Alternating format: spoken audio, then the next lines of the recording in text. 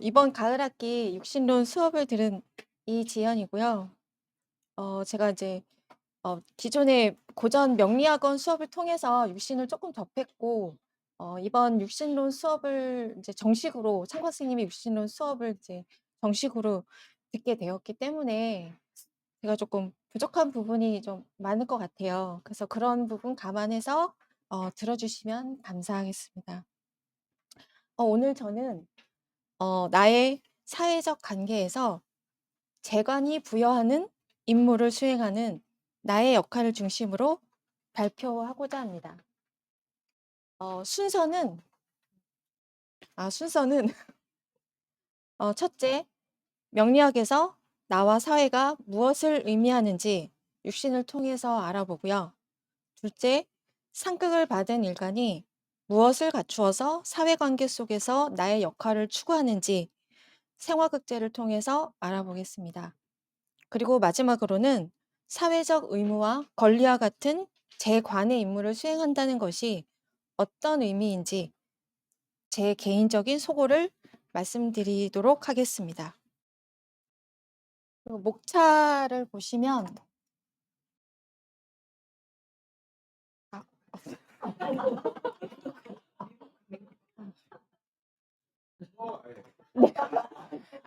제가 그럼 프린트물을 보시면 네. 일단 그냥 프린트를 보시면 목차 중에서 본론에 1장 관성의 임무를 수행하는 방법과 2장 재성의 임무를 수행하는 방법이 있는데요. 여기서 이제 제가 양해 말씀을 드리면 재성의 임무를 수행하는 방법은 제가 좀 더 내용을 갖추어서 다음에 이렇게 발표할 기회가 되면 그때 다시 말씀을 드리도록 하고, 오늘은 관성의 임무를 수행하는 방법에 대해서만 발표를 하겠습니다. 그럼 서론, 학습 목적입니다. 일단 제가 읽고 어떻게 되죠? 일단 아까 그 서론 인데 네. 이렇게 하고 이거를 이렇게요? 이렇게 하고 네. 네. 일단은 여기만 이렇게 내가 하시고 이제 제가 이렇게만 하면 되죠. 감사합니다. 네, 일단 제가 읽고 조금 설명을 드리도록 하겠습니다. 학습 목적. 명리학에서 나라는 존재는 일간을 의미하며 나의 역할은 인성, 식상, 비겁, 근이다. 이에 나에게 역할을 부여하는 존재는 재성과 관성이다. 이와 같은 역할 부여자와 역할 수행자 간의 관계에서 우리는 생존법과 생활법이 생겨나게 되는 것이다. 이러한 이유에서 역할 부여자가 되는 재성과 관성이 우리에게 무엇을 시키는가, 그리고 역할 수행자가 되는 비겁, 식상, 인성, 근은 무슨 임무를 수행하는가를 학습 목적으로 정했습니다. 아까 김은하 선생님께서 사회적 동물에 대해서 아주 자세하게 말씀을 해주셨는데, 사회적 동물로서 인간은 크든 작든 함께 사회를 이루고 살아가고 또 자신과 공동체를 유지하기 위해서 사회에 적응하고 참여하면서 능력을 발휘하고 살아가게 됩니다. 이에 사회에서 요구하는 의무와 임무를 수행하는 나의 역할을 중심으로 생존법과 생활법을 명리학에서 파악할 수 있을 것 같습니다. 그럼 명리학에서 의미하는 나가 무엇인지 알아야 되는데, 명리학에서 나는 일반적으로 개인마다 고유의 어떤 성격과 특성을 갖고 있는 나가 아니라 환경에서 부여하는 역할을 수행하는 나를 의미하게 됩니다. 그리고 주어지는 역할을 수행하는 나의 모습은 인성, 직업, 식상, 근으로 파악할 수 있습니다.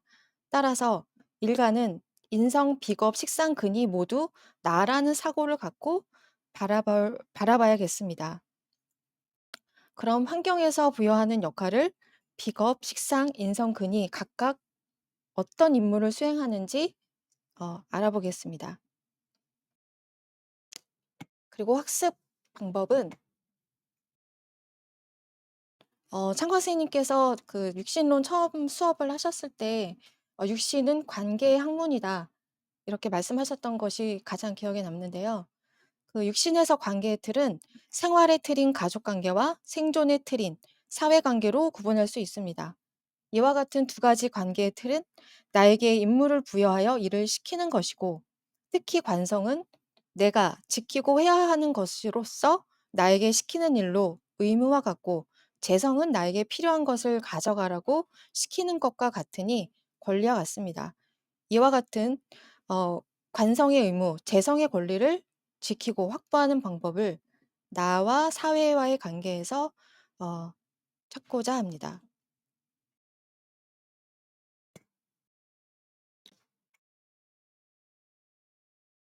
어, 본론인데요.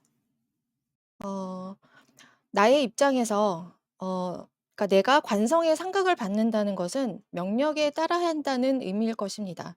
또한 임무를 수행하면서 합당한 평가를 받으려면 치열한 검증도 거쳐야 되고, 이런 검증을 통해서 실패를 경험하기도 하고, 또 수많은 나날 동안 많은 고난을 겪기도 합니다. 하지만 이것을 겪고 이겨낸다면 효과는 당연히 따라오게 될 것이라고 생각합니다. 따라서 상극의 관점으로 나에게 역할과 명령을 내리는 사회적 환경에서 어떻게 관성이라는 사회적 의무에 대응을 하고 재성이라는 사회적 권리를 취하고자 하는지 살펴볼 건데요. 먼저 어, 관성의 임무를 수행하는 방법을 어, 일간의 네 가지 행위로 알아볼 텐데요. 각각 관성의 임무를 수행하고 그리고 이제 검증을 통과했을 때 내가 보장받을 수 있는 것은 무엇이고, 그렇지만 또 일간의 태가불급으로 검증에 통과하지 못한다면 반대로 또 어떤 현상이 일어나는지 함께 보겠습니다. 그러면 첫 번째, 인성의 임무 수행 방법입니다. 여기서 또 잘라야지.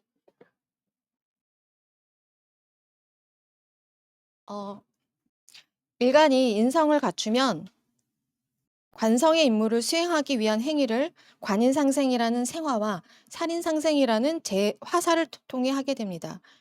이와 같은 역할은 사회관이라는 사회 질서, 규칙, 각종 제도, 어떤 주체자의 명령 등을 알고 인성으로 합당하게 받아들이며 수능하는 것과 같습니다. 그래서 검증에 통과하게 되면 사회적으로는 공공성 있는 신분과 직무를 수행하는 자격 조건을 부여받고, 가정적으로는 존재 가치를 인정받게 됩니다. 만약에 일간이 태가불급에 의해서 검증에 통과하지 못하면 직업적으로는 자격 조건을 갖추지 못하고 관계에서는 가적으로 인정받지 못하게 됩니다. 즉, 일간이 인성을 갖추면 관인상생, 살인상생으로 주어지는 규칙과 명령 등을 합당하게 받아들임으로써 공적인 신분과 직무를 갖추고자 한다고 이해하시면 될 것 같습니다. 그런데 일간이 태가불급에 의해서, 즉 관인상생을 할 때 일간이 태가하거나 근황한 경우, 그리고 살인상생을 할 때 일간이 불급한 경우, 근약한 경우에는 직업적으로 공무를 수행할 자격 조건을 갖추지 못하고 또 가정에서는 존재 가치를 인정받지 못할 것이다라고 보시면 될 것 같습니다.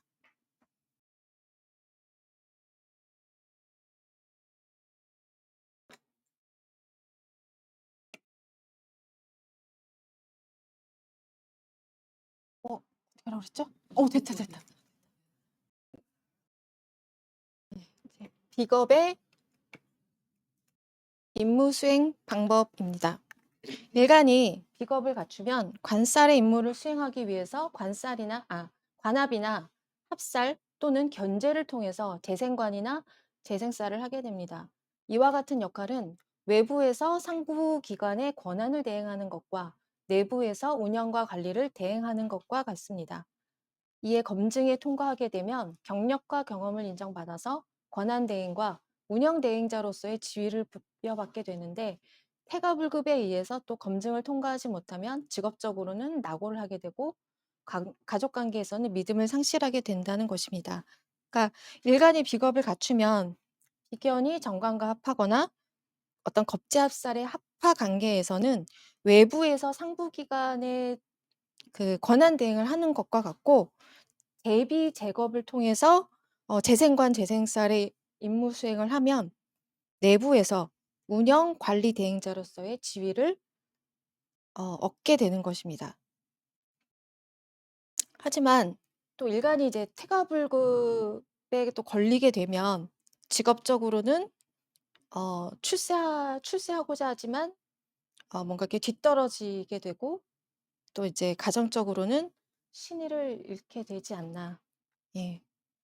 그리고 인제 재생살 할 때 이제 차 선생님 말씀으로는 재생살 할 때 일간이 근약하고 이렇게 합살을 하게 되면 이렇게 "노예가 될 수도 있다." 이렇게 말씀을 하셨습니다. 노예가 될 수도 있다고 말씀하셨습니다.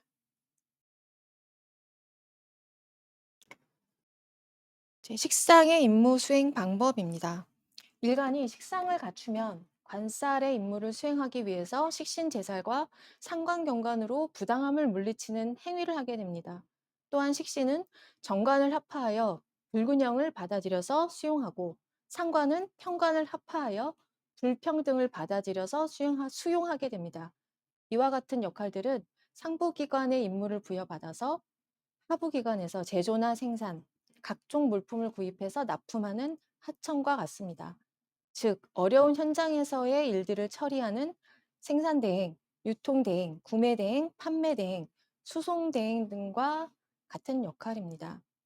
여기서 이제 일간이 식상을 갖추었을 때 상관경관으로 부당함을 물리치는 행위를 한다는 것이 제가 조금 이해가 잘 부족해서 참가 선생님께 이제 여쭤봤었는데, 이 얘기가 뭐냐면, 즉 관의 잘못을 물리치라고 이렇게 허가를 내준 것과 같다고 말씀을 하셨고요.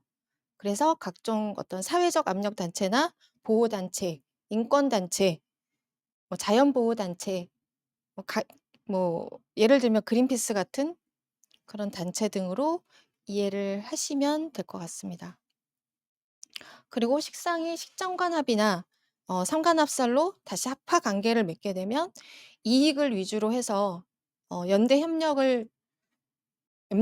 관계를 맺은 것과 같기 때문에 이러한 불균형과 불평등을 받아들임으로써 상부기관의 생산대행, 유통대행의 역할을 하게 되는 것입니다.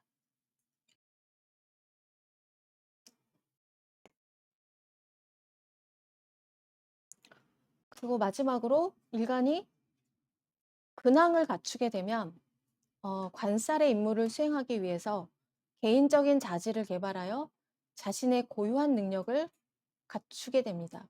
환경을 활용하는 성향보다는 자신의 개인기를 활용하는 성향이 뛰어나므로 유행이나 주변 환경의 변화 및 관계의 변화에도 자기만의 역할을 수행한다는 장점이 있지만, 또 변화에 둔하기 때문에 시적절함을 이용해서 어떤 벼락부자나 벼락출세는 없는 편이라고 볼 수 있겠습니다. 그러니까 즉 일간이 근황하면 이런 환경이나 외부 변화를 이제 이용하지 않고 오직 자신의 고유한 능력으로 먹고 살아야 하는 것이기 때문에 유행과 오히려 이런 시의적절함에 편승하려고 하면 오히려 역효과가 난다고 볼 수 있을 것 같습니다. 그리고 인제 이런 근의 성향에 따라서 자기의 인제 특기가 자질이 차이가 나게 되는데요. 장생의 기운을 지닌 인신사회에 통근하면 문간의 자질을 갖추고 태어난 것이기 때문에 어 그러한 임무를 수행하려는 특징으로 대개의 경우는 재능 우수자에 해당합니다. 그리고 고장의 기운을 지닌 진술충미에 통근하면 재화라고 하는 재화를 다루는 자질을 개발해서 임무를 수행하려는 특징으로 대개의 경우는 자산을 다루는 분야의 우수자에 해당합니다. 그리고 권왕의 기운을 지닌 자유모의에 통근을 하게 되면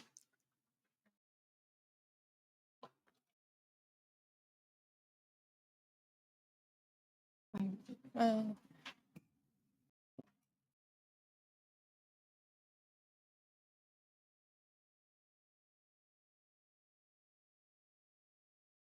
예, 권항의 기운을 가진 자유무의 통군을 하게 되면 무관의 자질을 개발해서 임무를 수행하려는 특징으로 대개의 경우는 권한을 행사하기 위한 관리직 분야의 오수자에 해당합니다.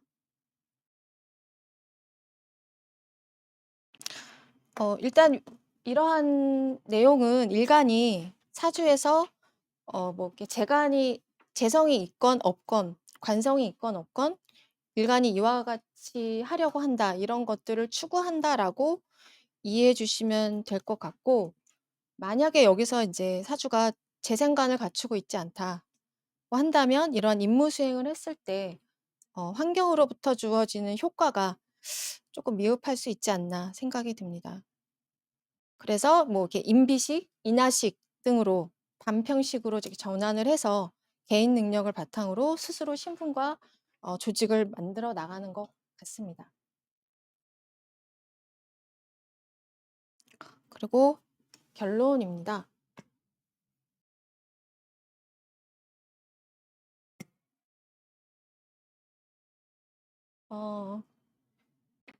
이거는 제가 참고쌤 수업 들으면서 여러 번 들었던 문구인데요. 사주를 보는 것은 관을 보는 것이고 운을 보는 것은 관의 동태를 살피는 것이다라고 명리정종에서 말했듯이 인간은 사회의 관계 속에서 의무와 같은 관성, 권리와 같은 재성의 임무와 또 그런 운의 변화에 적합하게 수행함으로써 나뿐만 아니라 함께하는 공동체의 생존과 생활에 어떤 기본적인 안정을 꾀할 수 있을 것이라고 생각합니다. 현재 이제 현대 사회가 아까 장영희 선생님께서 말씀하셨듯이 더 개인화되고 개성을 중시하는 그런 사회적 분위기로 변화되고 있으니 이런 변화에 맞춰서 명리학도 함께 해석이 달라져야 하겠지만 그래도 우선 우리가 이제 사회를 구성하는 구성원으로서 나의 역할을 아는 것도 필요하지 않나 조심스럽게 의견을 내어 봅니다. 그리고 이제 마지막으로 가장 중요한 내용인데요. 진짜요? 상근 선생님의 지도 편달하에 세상에서 요구하는 나를 어떻게 만들고 세상에 적합하게 맞춰 역할을 함으로써 나 또한 세상으로부터 무엇을 취할 수 있을지 조금이나마 이해할 수 있는 귀한 기회가 되어서 창강 선생님과 창강 스승님과 덕흠학당에 마음 깊이 감사드립니다.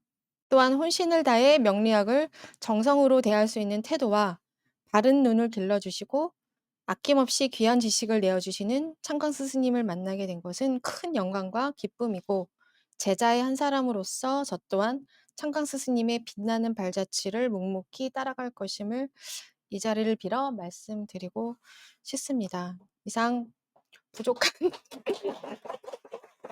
네, 덕후박사의 긍지 이지연이었습니다. 감사합니다.